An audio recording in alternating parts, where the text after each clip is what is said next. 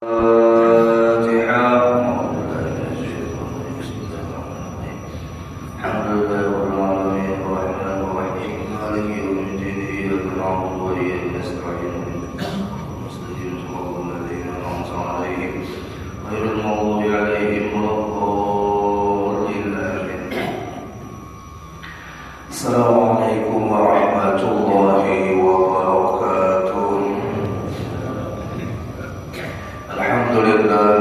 Alhamdulillahilladzi hadana li hadza wa ma kunna linahtadiya lawla an hadana Allah. Asyhadu an la ilaha illallah wahdahu la syarika lah wa asyhadu anna sayyidana wa nabiyyana Muhammadan abduhu wa rasuluhu alladzi la nabiyya ba'da. Allahumma shalli wa sallim wa barik ala sayyidina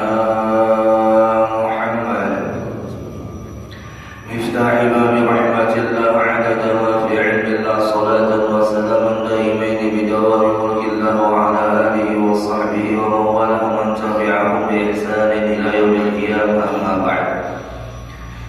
نوينا التعلم والتعليم وتدبر وتذكير والنفع والانتفاع والإفادة والاستفادة والحث على التمسك بكتاب الله وسنة رسول الله صلى الله عليه وسلم والدعاء إلى الهدى والدلالة على الخير ابتغاء وجه الله مرضاته وحبه وثوابه. وقال المصنف رحمه الله تعالى ونفعنا بعلومه في الدارين آمين. Berkata Imam Ibnu Athaillah As-Sakandari rahimahullah di dalam hikamnya, la yazidu fi 'izzihi iqbalu man aqbala 'alaihi wa la yanqusu min 'izzihi idbaru man adbara 'anhu. Tiadalah bertambah pada kemuliaan Allah dengan berhadapan orang yang berhadapan atasnya, artinya dengan orang yang taat kepadanya, dan tiadalah berkurang kemuliaan Allah dengan berpalingnya orang yang berpaling daripadanya, artinya orang yang melakukan maksiat kepadanya. Tidak menambahkan kemuliaan atas ketaatan hamba Allah kepada Allah dan tidak mengurangi kemuliaan Allah atas kemaksiatan hamba Allah kepada Allah. Ini sambungan pada pembahasan kita yang telah lewat pada kalam hikmah yang sebelumnya. Jangan sampai sedikit pun kita merasa bahwasanya apa yang kita lakukan ini adalah sebuah hal yang bisa menambah kemuliaan Allah kalau kita taat kepadanya, dan sebuah hal yang mengurangkan kemuliaan Allah jika kita melakukan maksiat kepadanya. Jangan sampai ada terbesit sedikit pun di dalam hati kita seperti itu. Kalau ada terbesit seperti itu, kasih istighfar. Itulah hasutan syaitan iblis yang hendak menghancurkan keyakinan kita kepadanya dan merusak daripada akidah Ahlussunnah wal Jamaah yang menganggap bahwasanya Allah itu ketergantungan dengan makhluk. Nauzubillah min dzalik. Allah tidak pernah ada ketergantungan dengan ibadah kita. Allah juga tidak pernah punya ketergantungan dengan sesuatu apapun yang diciptakannya. Dan semua yang diciptakannya, sesuatu selainnya, itu semuanya bergantung kepadanya. Sudah juga disampaikan pada pertemuan yang telah lewat, doa kita, sembahyang kita, sholawat kita, istighfar kita, apa saja yang di dalamnya itu sebuah bentuk ketaatan, tidak ada sedikit pun pengaruhnya kepada Allah, kembalinya kepada kita juga. Diturunkan syariat sembahyang umpama pada bulan Rajab, Nabi kita Muhammad sallallahu alaihi wasallam menerima hadiah daripada Allah, yaitu sholat 5 waktu. Kenapa jadi disebut hadiah? Karena memang itu untuk kita. Sembahyang itu bukan untuk Allah, untuk kita. Kita melaksanakan sembahyang, untungnya kita. Kita meninggalkan sembahyang, yang ruginya kita. Dan tidak sedikit pun yang membuat untungnya Allah atas sembahyang kita. Karena masuk akal mensawat yang dijadikan Allah itu memberikan faidah kepada Allah, ya, masuk akal. berarti Allah memelihara faedah kepada yang diciptakannya. Makanya ada istilah hukum alam itu begini, tapi tidak bisa kita samakan dengan Tuhan. Ini sekedar mendekatkan pemahaman saja. Orang biasanya mau olah wadai, ini akan kita makan wadainya, mau riwayat bencangnya makan wadai olahannya semuanya ada bernafsu. Ini kan hukum alam aja, hukum adat aja. Tapi kita mau disamakan dengan Tuhan yang namanya wadai dengan oleh mau wadai, cuma sekedar mendekatkan pemahaman. Dan memang kayak itulah isyarat-isyarat yang Allah berikan di dalamnya ada pelajaran untuk kita. Aneh juga nih, kita termolah Indomie, ya makan sorak, rasanya kan ada senyaman olahan orang. Orang lain merasakan makanan kita nyaman, atau juga nyaman juga menurut rasa kita karena makan kita.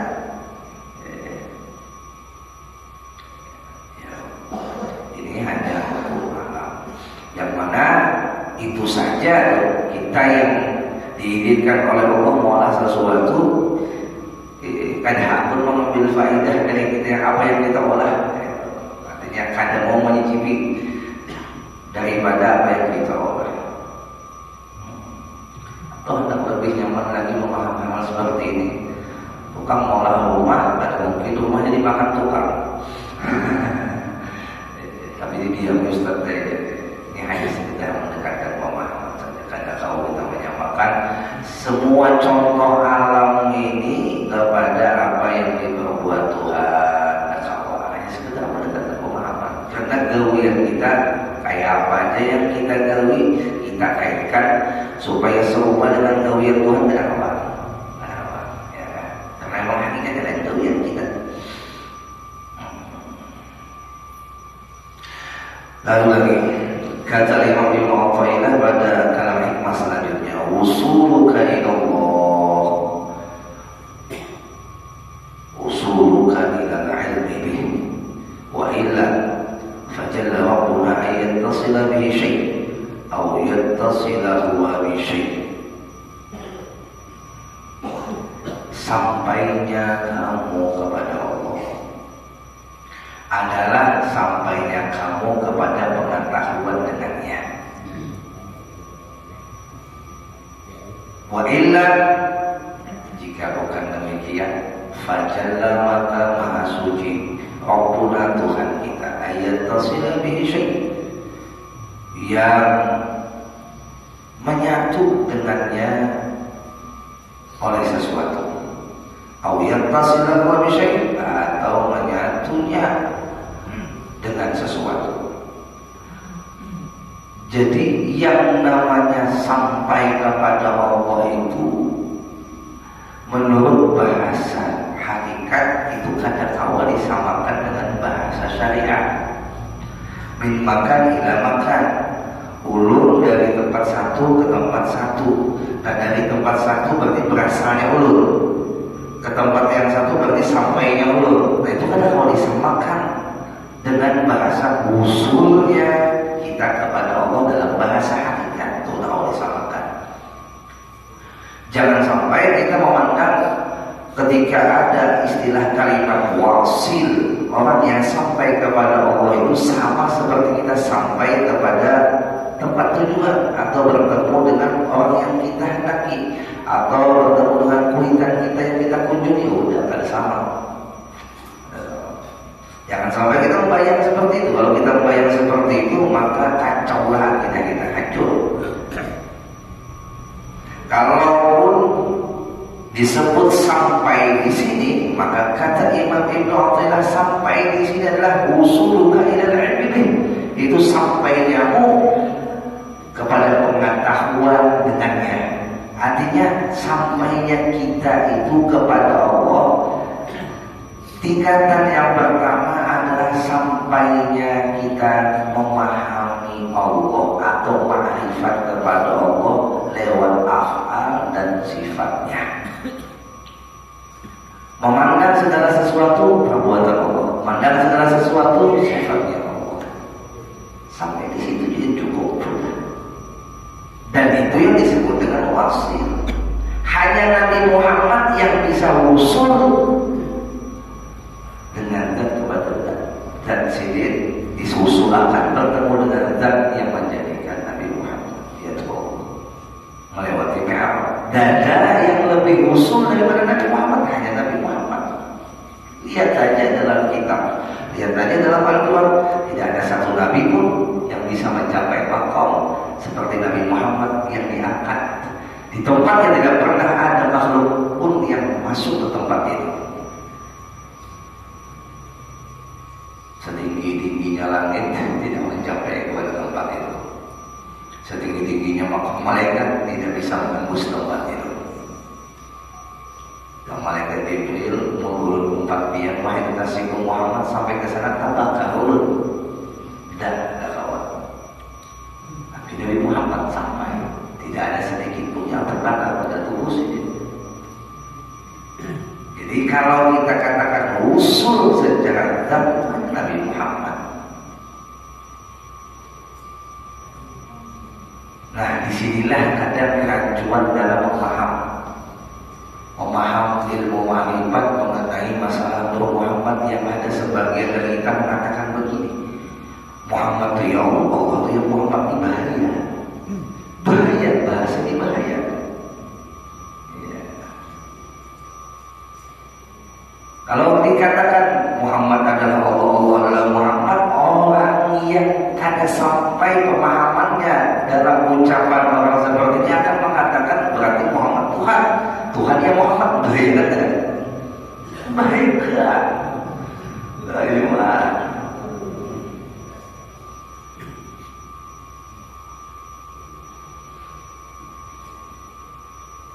Makanya ada makom kewalian itu yang disebut dengan makom baqabillah, ada yang disebut dengan makom fanafillah. Kalau makom baqabillah ini makom adalah makom yang tidak meleburkan segala macam sesuatu secara zatnya, tapi tidak menghalanginya untuk kenal kepada Tuhannya.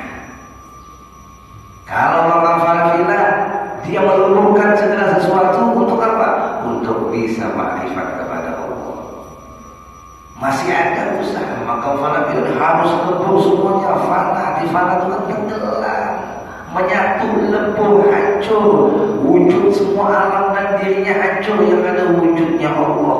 Nah, orang seperti ini kalau masuk kepada fana yang sifatnya kulli, nah ini yang disebut dengan orang majdzub. Kalau masuk kepada makom fana juz'i, ini yang disebut dengan makom baqabillah. Dia tidak meleburkan apapun benda yang dijadikan oleh Allah, dan apapun benda yang dijadikan Allah tidak menghalanginya untuk ma'rifat kepada Allah. Nah, ini makom yang hebat, baqabillah. Makanya makom baqabillah wal fanafillah, mana tingginya? Tinggi baqabillah.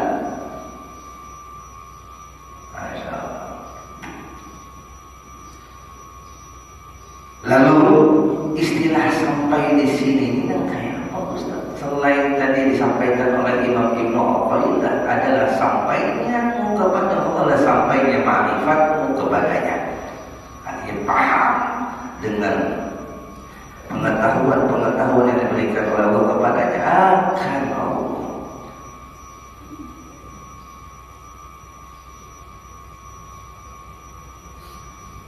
Wa illa, jika tidak ya sidin, maka maha suci Allah.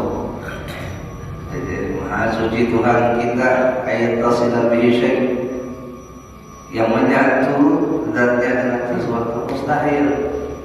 Kita ambil contoh, kalau kita katakan Allah menyatu dengan makhluk, berarti Allah mengharap makhluk, berarti Allah mengharap kepada makhluk.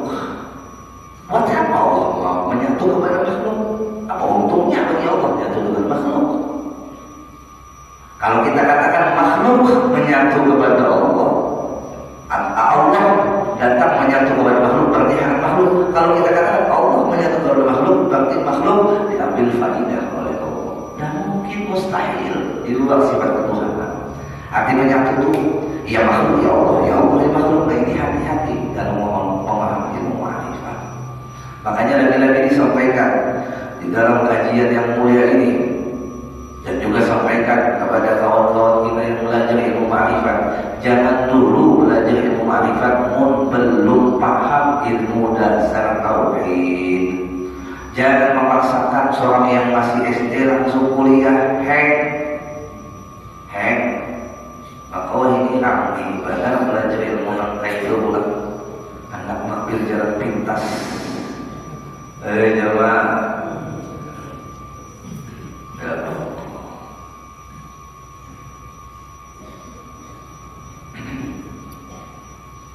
Yang membahayakan itu nanti ya, selain syariat itu diremehkannya, lalu timbullah nanti pengakuan diri sebagai Tuhan. Membahayakan. Yang mengatakan ada lagi wujudku kecuali Tuhan, tapi makan masih kencang. Begini masih ada kita Allah. Ya. Nah, jadi intinya ilmu langkai ini adalah ilmu hati, Anda nyari hati. Dan mudah hendak belajar ilmu langkai ini harus dulu bertakut bahwa gurunya kita. Guru hendak belajar ilmu hakikat. Kalau guru yang bijak pasti akan bertakut. Kamu sampai mana sudah belajar? Itu guru bijak. Kan langsung terima. Karena guru yang pintar, yang bijak, yang tahu tentang cara memberikan ilmu atas tertib-tertib yang diberikan oleh guru-gurunya di atas, itu dia akan menyesuaikan ilmu muridnya. Kalau ilmu muridnya belum sampai pada ranah ini, boleh menyampaikan secara vulgar. Vulgar atau enggak? Cara telanjang, bisa-bisa buka-bukaan. Ya timbul murid naheng lah, maka kita berbeda-beda. Melihat Tuhan aja berkata, Tuhan, tolong telanjang, ya, itu meninggalkan sembahyang. Ya, ini bulan Rajab ini, bulan mengingatkan kita tentang pentingnya sembahyang. Bulan di mana Nabi kita itu mencapai maqam usul ma'rifatnya langsung bertemu dengan Tuhan. Apa dalam maulid al-Habsyi? Syahadatul idzat, bidzat apa itu dalam maulid al-Habsyi? Betul. Syahadatul idzat, bidzat apa? Tashhadu fi hadzatul idzat. Apa? Tashhadu. Tashhadu fi hadza. Fi hadzatul idzat. Fi hadzatul idzat. Dalam maulid al-Habsyi itu Habib Ali al-Habsyi. Ya. Menyaksikan zat siapa? Zat Nabi Muhammad yang dijadikan siapa? Oleh Allah. Kepada zat siapa? Zat yang menjadikan. Ayo, mana ma'rifatnya? Tuhan yang memaraikan sembahyang oleh Nabi Muhammad. Jelas ma'rifat Nabi Muhammad. Yang usulnya itu bukan lagi dengan pengetahuan lagi. Hakul yakinnya itu dengan kamalul yakin. Kalau kita yang masih ranah ilmu yakin, munainul yakin pun hanya dengan mata batin, bukan mata ini. Mata batin itu kalau kita dikatakan ma'rifat kepada Allah, kita ingat dengan Allah, itu sudah dikatakan ma'rifat.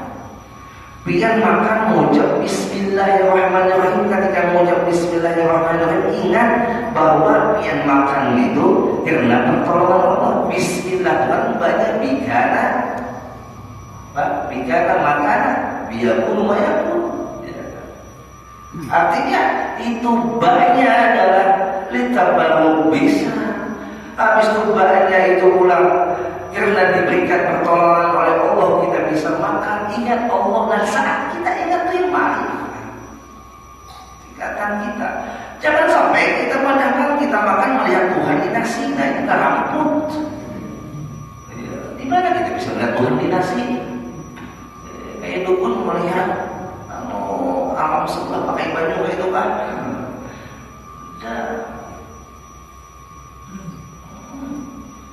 Ya Allah, bayangkan ini hendak harap pada Nabi Muhammad. Masya Allah.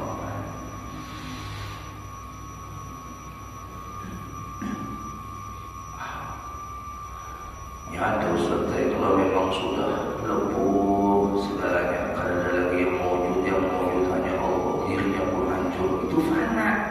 Fana ini disebut lagi orang yang tidak ada lagi akal basyariahnya. Disebut dengan menyetupi, ya kan, berarti yang namanya beliau lawan dunia. Kemudian dasar ada beliau lawan dunia itu makam fana. Masih beliau jangan pada fana, ya kapan lagi. Ya Allah. Jadi orang yang berada di makam fana yang secara kulli ini kadang kawal dipelajari dengan pengetahuan. Ya kawan, fana kulli ini, arti fana secara menyeluruh ini datangnya langsung dari Allah, ditarik oleh Allah akal basyariahnya. Ada beliau lagi dengan dunia, dijulungi duit dirapitnya, ya, dijulungi bini, apa dibandingkannya? Ya karena sama beliau. Nah, orang Mekah ini dasar datangnya dari Allah, yang datang dari Allah itu kada melewati ikhtiar dengan belajar dada. Punya orang anak memfanakan diri dengan belajar ilmu, biar 100 kali belajar ilmu fana, kada kawa sampai kepada makam fana secara juz itu apa?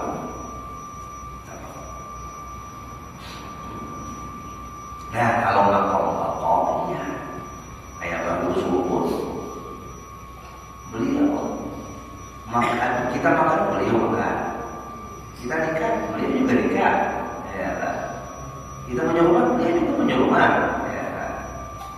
Tapi hati Sidin memandang segala akwal ini bukan hijab kepada Allah. Tidak ada halangan bagi Sidin untuk ma'rifat kepada Allah dengan segala akwal. Tidak. Kalau kita ada sebujur hijab, itu bedanya kita dengan hubungan Sidin.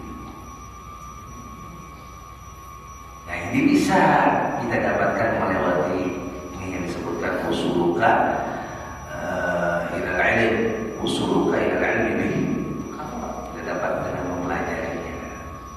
Habis mempelajarinya lalu kita praktekkan atau mengamalkannya, pelan-pelan melewati tangga-tangganya. Tangga utamanya pertama adalah taubat.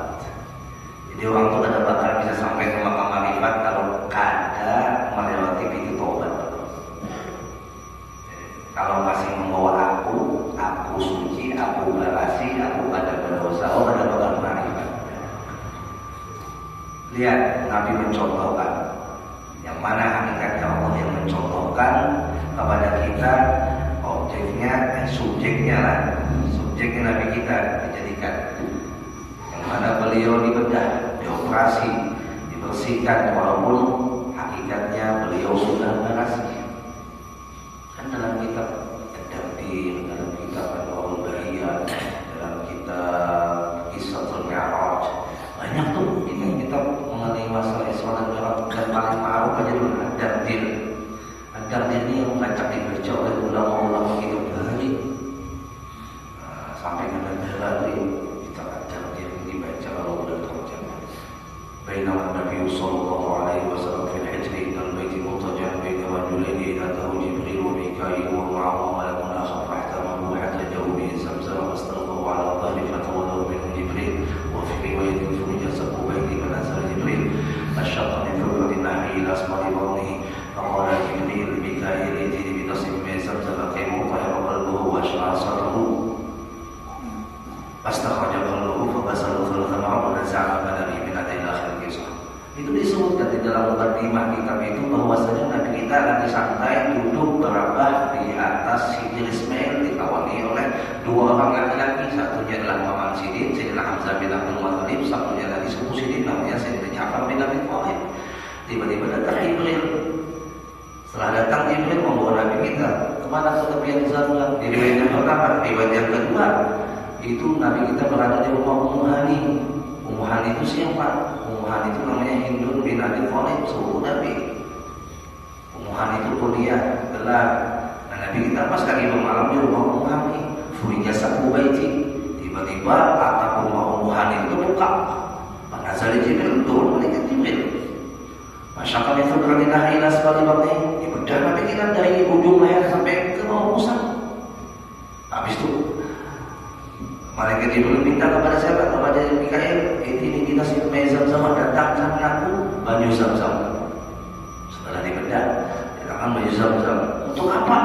Ujar malaikat Mikail, kayak mau tanya wakallahu wasmahasyarahu, supaya membersihkan hati Nabi Muhammad dan mengeluarkan yang kada baik. Apakah di dalam diri Nabi Muhammad itu kotor atau ada yang kada baik? Jawabannya tidak. Ini harus dipahami pula. Karena riwayat hadis ini yang dikisahkan oleh ulama kita, baik ulama yang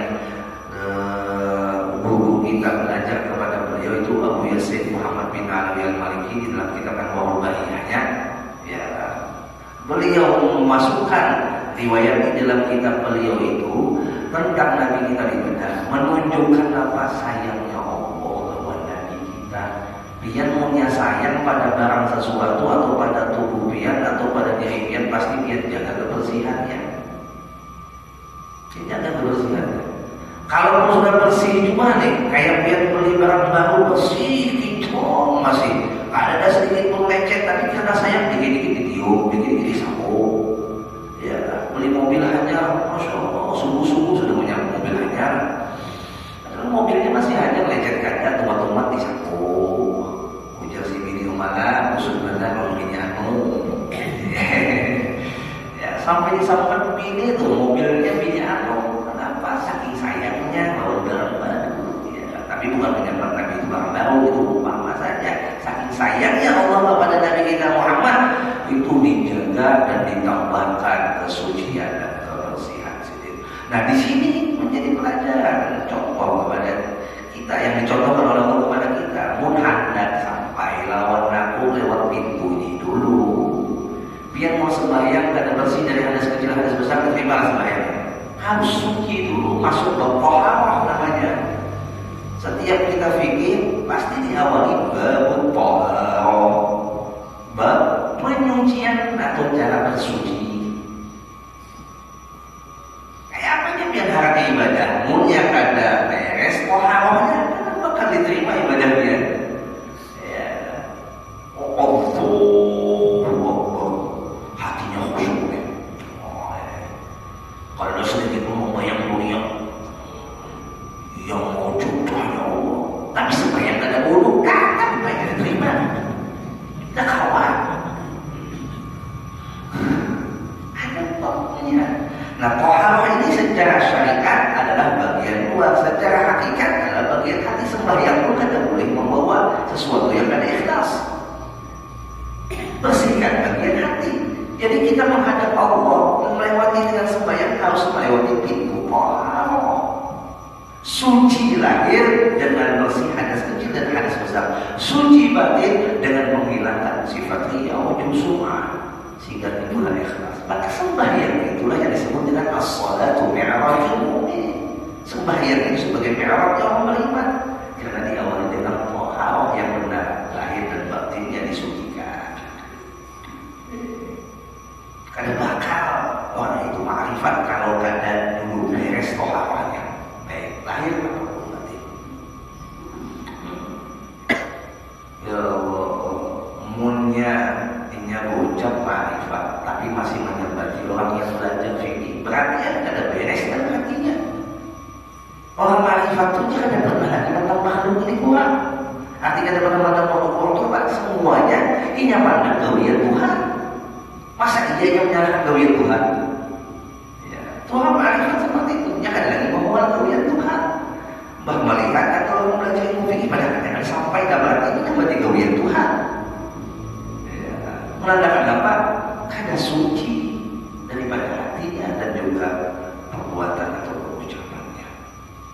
Masya Allah. Dia lebih ujian Bapak Ibu supaya kita bisa sampai kepada Bapak ma'rifat. Hanya kita obat aja. Bersih, istighfari, hadirkan kesalahan kita di hadapan Allah.